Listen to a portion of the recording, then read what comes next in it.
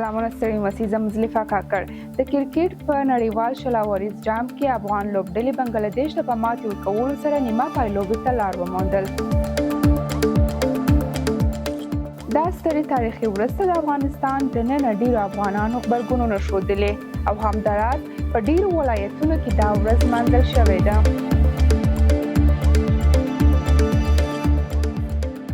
پخوانی ولسمشر محمد اشرف غني په خپل رسمي ټویټر پاڼه مبارکي لیکلې او همداراز د ملي لوبغاړو زیار او زحمت یې ستایلی او هغوی ته د لا بریالیتوب هیله کړې.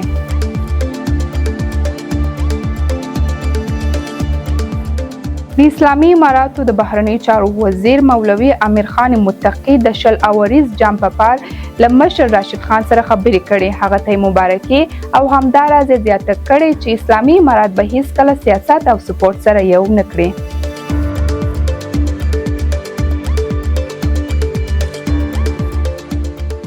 افغان کرکټ بورډ مشر میرویس اشرف وایي نړیوال جام نیمه پایلوبې ته رسیدل کوم عادي خبره نه ده او همداراز هغه په لوبغاړو ویاړ کړی او هغوی ته د لا بریالیتوب دعا او هیله کړې.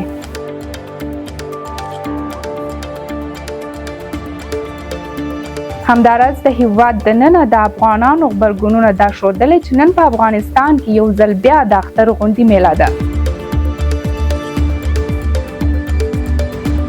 له وخت څخه مو مننه. ښې چارې.